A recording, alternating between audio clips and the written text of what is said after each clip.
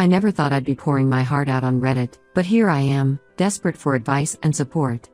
I'm Nancy, 28F, and I'm currently struggling with my husband's family, particularly his sister Jenny, 32F. The relationship between Jenny and me has always been strained, but recent events have pushed things to a breaking point. To give some context, I met my husband Warren, 30M, 5 years ago at a mutual friend's Halloween party. I remember it like it was yesterday. I was dressed as Wonder Woman, and he came as Clark Kent. We spent the entire night talking in a quiet corner, ignoring the chaos of the party around us. We hit it off immediately, bonding over our shared love for hiking, photography, and 80s movies. There was an instant connection that I'd never felt with anyone before. After dating for 2 years, filled with weekend adventures, cozy movie nights, and the occasional argument, usually about Warren's tendency to leave his socks everywhere, we decided to tie the knot. Our wedding was a small, intimate affair in a rustic barn, surrounded by close friends and family. That's when I first met Jenny. From the moment we were introduced, Jenny made it clear that she didn't approve of me. She showed up late to the rehearsal dinner, wearing a white dress that was suspiciously bridal looking. During her toast, she spent more time talking about her childhood memories with Warren than wishing us well in our marriage. She even accidentally spilled red wine on my dress at the reception. At the time, I chalked it up to wedding day stress and tried to brush it off. As the months passed, Jenny's behavior only worsened. She would make snide comments about my career as a freelance graphic designer, implying that I wasn't good enough for her brother. "Oh, you're still doing that little drawing thing?" she'd say with a condescending smile. "I thought you'd have found a real job by now." Each comment felt like a tiny dagger, chipping away at my self-esteem. Warren comes from a close-knit family, and he's always been protective of Jenny. Their parents passed away in a car accident when Jenny was 18 and Warren was 16, leaving Jenny to raise Warren on her own. She put her own dreams of becoming a nurse on hold to work 2 jobs and support them both. I understand and respect the bond they share, but Jenny seems to use this as a way to manipulate Warren and interfere in our relationship. The first major incident occurred during our first wedding anniversary. Warren and I had planned a weekend getaway to a cozy mountain lodge, the same one where we had our first weekend trip together. I had been looking forward to it for months, planning hikes, picnics, and even a surprise candlelit dinner under the stars. 2 days before we were set to leave, Jenny called Warren in tears, claiming she was going through a tough breakup and needed her brother's support. Warren, being the caring person he is, suggested we postpone our trip to be there for Jenny. I was disappointed but understood the situation. After all, family should come first, right? However, when we arrived at Jenny's place, we found her laughing and drinking wine with her friends. There was no sign of any breakup or distress. When I confronted her about it later, she brushed it off, saying she had just been feeling a bit down and needed some company. "You wouldn't understand, Nancy," she said with a patronizing pat on my arm. "Warren and I have a special bond. Sometimes I just need my baby brother around." Warren didn't see anything wrong with it, but I couldn't shake the feeling that Jenny had deliberately sabotaged our plans. As time went on, Jenny's interference in our lives became more frequent and blatant. She would show up unannounced at our house, often during our date nights or when Warren and I had planned some quality time together. Once, she barged in while we were in the middle of a romantic dinner I had spent hours preparing. "Oh, did I interrupt something?" she asked innocently, before making herself comfortable on our couch and turning on the TV. She would call Warren at odd hours, claiming to have various emergencies that always seemed to resolve themselves by the time we got to her. One night at 2 a.m., she called crying about a supposed gas leak in her apartment. We rushed over, only to find her calmly watching a movie, claiming the smell had mysteriously disappeared just before we arrived. The situation came to a head last month during Warren's 30th birthday party. I had spent weeks planning a surprise gathering with all of Warren's friends and colleagues. I even managed to fly in his best friend from college, Mike, who we hadn't seen in years due to living on opposite coasts. The party was in full swing, with everyone enjoying the catered food, open bar, and the slideshow of Warren's life that I had painstakingly put together. Jenny arrived an hour late, stumbling into the living room clearly intoxicated. She was holding a large gift box wrapped in gaudy gold paper. With a smug smile, she announced loudly that she had the best present for her baby brother. The room fell silent as she commanded everyone's attention. Inside the box was a set of keys. Jenny proclaimed that she had bought Warren a classic car he had always wanted, a 1967 Chevrolet Impala, the exact model their father used to drive. I felt my heart sink. My own gift, a handmade photo album documenting our relationship and a weekend trip to his favorite camping spot in Yosemite, suddenly felt inadequate in comparison. The room fell silent as all eyes turned to Warren. I could see the conflict on his face. He was clearly touched by the gesture but also uncomfortable with the extravagance of the gift. "Jen," he said softly, "this is too much. How did you even afford this?" But what happened next truly shocked me. Jenny turned to me with a triumphant look and said, "See? This is how you show love. Not with some cheap crafts and a trip to the woods." Her words cut deep, and I felt humiliated in front of all our guests. The room grew uncomfortably quiet, with our friends shifting awkwardly, not knowing where to look. Warren finally spoke up, his voice tight with anger. "Jenny, that's enough. Your behavior is inappropriate, and you need to leave." Jenny's face contorted with rage. She threw the keys at Warren's chest and stumbled towards me, pointing an accusing finger. "You," she slurred. "You've turned him against me. You're ruining our family." She stormed out, knocking over a vase of flowers on her way and slamming the door so hard a picture fell off the wall. The party quickly dissipated after that, with guests making awkward excuses to leave early. I was left standing in our living room, surrounded by half-eaten food and deflated balloons, feeling utterly defeated. After everyone had gone, Warren and I had a long, emotional conversation that lasted well into the night. He apologized for not standing up to Jenny sooner and promised to set clearer boundaries with her. We agreed that Jenny's behavior was toxic and that we needed to limit our contact with her for the sake of our marriage. But as I looked into Warren's eyes, I could see the pain and conflict there. How could I ask him to choose between his wife and the sister who had sacrificed so much for him?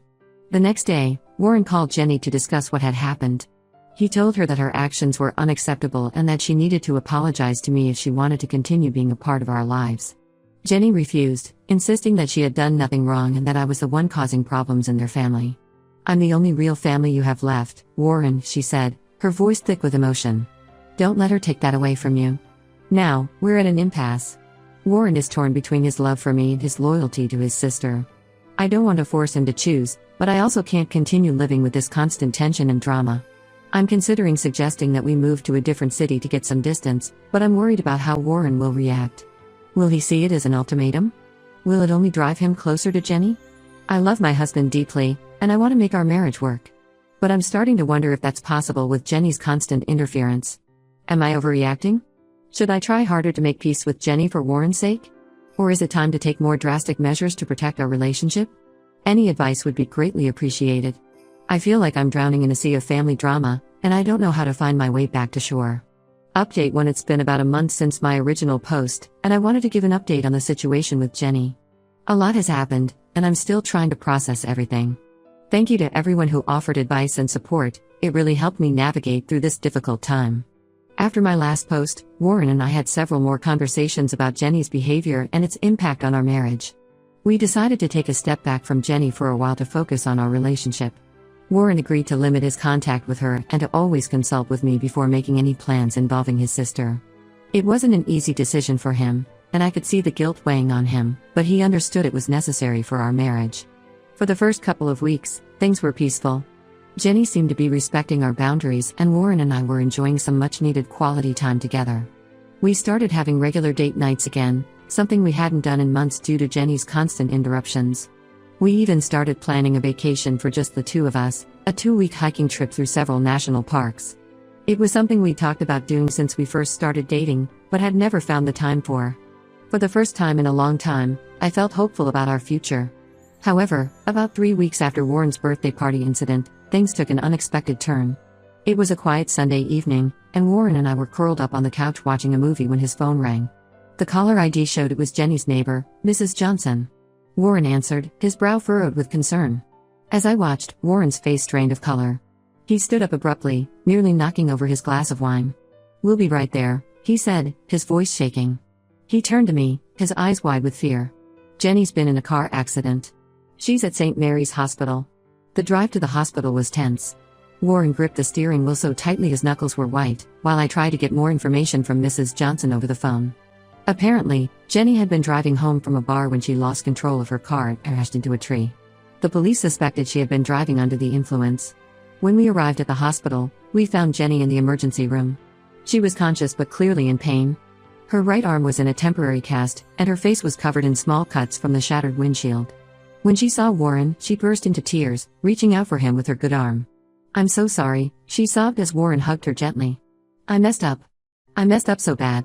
I stood awkwardly to the side, torn between sympathy for Jenny's condition and frustration at yet another crisis interrupting our lives. The doctor informed us that Jenny had been lucky.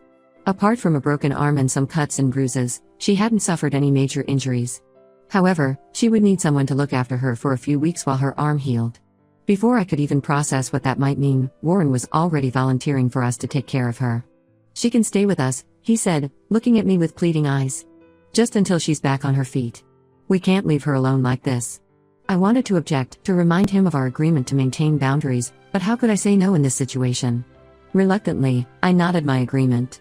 Jenny moved in with us the next day, and it's been a nightmare ever since. She's constantly demanding Warren's attention, calling him for every little thing. "Warren, can you help me with my pillows? Warren, I need a glass of water. Warren, can you change the channel for me?" It's like she's reverted to being a helpless child, and Warren is all too eager to play the role of protective big brother. She complains about everything. "The food I cook, it's too spicy, Nancy. Don't you know I have a sensitive stomach? The way I've arranged the guest room, the sun comes in too bright in the morning. Can't you get better curtains?" And pretty much everything else she can think of. I try to be patient, reminding myself that she's injured and probably in pain, but it's wearing me down. The worst part is that I'm starting to suspect that Jenny isn't as helpless as she's pretending to be. I've caught her using her injured arm normally when she thinks no one is looking, reaching for the TV remote or adjusting her hair. But the moment Warren walks into the room, she's back to wincing and cradling her arm like it's made of glass. When I mentioned this to Warren, he accused me of being paranoid and unsympathetic. "She's hurt, Nancy," he said, his voice tight with frustration. "Why can't you just be supportive?" I felt like I was going crazy. Was I really being unreasonable, or was Jenny manipulating us both? Last night, things came to a head when I overheard Jenny on the phone with a friend. I hadn't meant to eavesdrop, but I was walking past the guest room to do laundry when I heard Jenny's voice, unusually animated and cheerful. Curiosity got the better of me, and I paused outside the door to listen. "Girl, you wouldn't believe how well this is working out," Jenny was saying, laughter in her voice. "I've got Warren waiting on me hand and foot. He's so worried about me, it's almost too easy." There was a pause as she listened to her friend's response. "The arm? Oh, it barely even hurts anymore.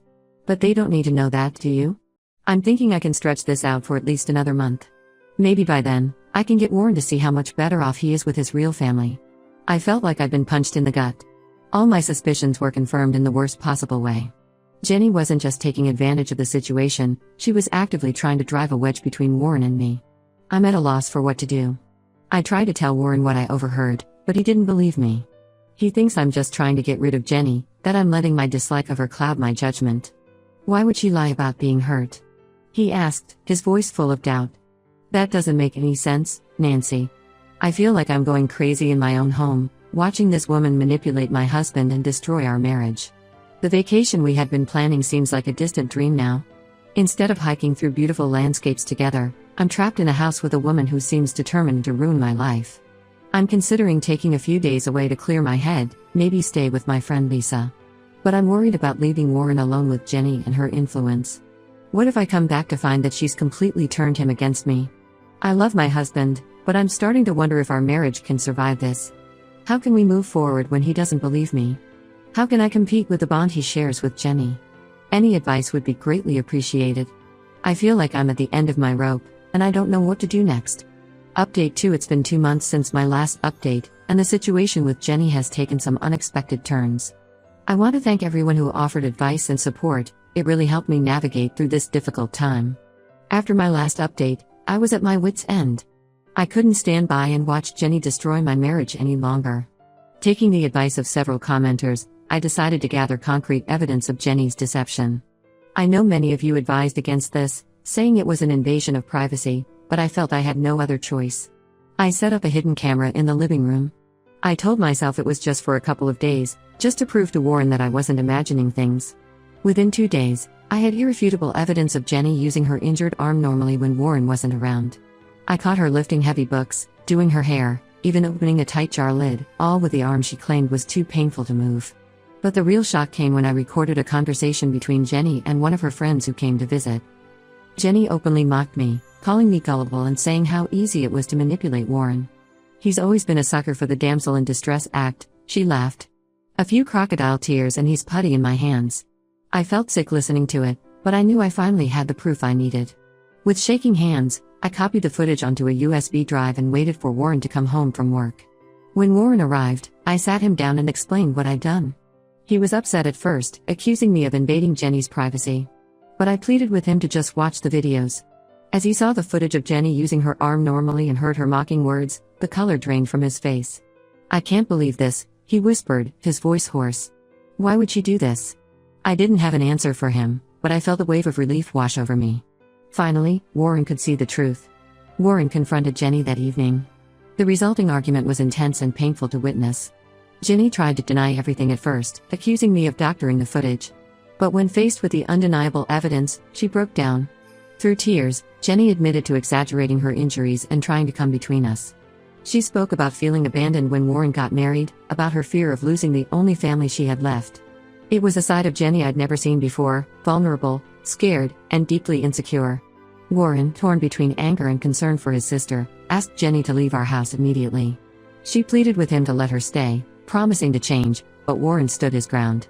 "You need help, Jenny," he said, his voice firm but not unkind. "Professional help. And until you can respect our marriage, you're not welcome here." Jenny left that night, amidst tears and recriminations. The house felt eerily quiet after she was gone. Warren and I sat in silence for a long time, both processing the events of the day. Finally, Warren turned to me and apologized. "I'm so sorry, Nancy," he said, his eyes filled with remorse. "I should have believed you. I should have seen what was happening." We talked long into the night, about trust, about family, about the future of our marriage. For the next few weeks, things were tense but improving. Warren went to therapy to work through his complicated feelings about his relationship with Jenny. We also started couples counseling to rebuild the trust that had been damaged and to strengthen our marriage. Then, about a month ago, we received shocking news. Jenny had been arrested for fraud. Apparently, she had been running a small-scale Ponzi scheme, scamming friends and acquaintances out of their savings. The classic car she had gifted Warren for his birthday? Bought with stolen money. Warren was devastated. He felt guilty for not seeing the signs earlier and for potentially enabling Jenny's behavior over the years. I did my best to support him through this difficult time, reminding him that Jenny's actions were her own responsibility. We've since learned that Jenny's manipulative behavior extended far beyond just our relationship. She had a history of exploiting people's trust and sympathy for her own gain. It was a painful revelation, but it helped Warren understand that her behavior wasn't his fault. As for our marriage, this whole ordeal has been a real test. There are moments when the trust issues resurface, when one of us withdraws into our own thoughts. But we're working through it together. We've learned to communicate more openly and to lean on each other for support. We're still processing everything that's happened, but we're facing it together. Warren has decided to distance himself from Jenny completely until she gets professional help and makes genuine amends. It's been hard for him, but he understands it's necessary for our well-being. We're focusing on healing and moving forward. We've rescheduled that vacation we had been planning, and we're looking forward to some uninterrupted time together. There's still a long road ahead, but for the first time in a long while, I feel cautiously optimistic about our future. Update 3. It's been 6 months since my last update, and I wanted to share some final thoughts on this chapter of our lives. Warren and I have made significant progress in our relationship. The couples counseling has been incredibly helpful, teaching us better communication skills and how to support each other through difficult times. We've had to relearn how to trust each other, and it hasn't always been easy. There have been arguments, moments of doubt, and nights spent sleeping in separate rooms. But we've also rediscovered the love and connection that brought us together in the first place. Warren has continued with his individual therapy, working through his complicated feelings about Jenny and his past. He's had to confront some hard truths about his childhood and the dynamic between him and his sister. It's been painful for him, but I can see him growing stronger and more self-aware with each passing week. As for Jenny, she pleaded guilty to the fraud charges and is currently serving a 2-year sentence. Warren struggled with whether or not to attend her trial, but ultimately decided against it. He wrote her a letter explaining his decision and expressing his hope that she would use this time to reflect and get the help she needs. We've had no direct contact with Jenny since she went to prison, but we did receive a letter from her about a month ago. In it, she apologized for her actions and the pain she caused us. She explained that she's been diagnosed with several mental health issues and is finally getting proper treatment. While the letter seems sincere, Warren and I are cautious about getting our hopes up. We've agreed that if Jenny shows consistent, long-term change after her release, we might consider slowly rebuilding a relationship with her. But for now, we're maintaining our distance. On a positive note, Warren and I finally took that vacation we had been planning. We spent 2 weeks hiking and camping in national parks, reconnecting with each other and the shared interests that brought us together in the first place. There were moments of tension, old hurts resurfacing in quiet moments around the campfire. But there were also moments of joy, of rediscovering each other away from the pressures of our everyday lives. We've also made some big decisions about our future. We're planning to move to a new city next year for a fresh start. Warren has been offered a great job opportunity, and I'm excited about the potential for my freelance business in a new market. We both feel that a change of scenery will help us leave the drama of the past behind and focus on building our life together. Looking back, I can see how this challenging experience has ultimately strengthened our marriage. We've learned to stand united against external pressures, to trust each other implicitly, and to always prioritize our relationship. Warren has grown so much, learning to set healthy boundaries and recognize manipulative behavior, even from loved ones. As for me, I've learned to trust my instincts and to speak up when something feels wrong. I've also learned the importance of patience and understanding, especially when dealing with complex family dynamics. While the journey has been difficult, I'm grateful for where it has led us. Warren and I are closer than ever, and we're cautiously excited about what the future holds. We know there will always be challenges, but we feel better equipped to face them together. Thank you to everyone who has followed our story and offered support along the way. Your advice and encouragement have been invaluable. Here's to new beginnings and healthier relationships.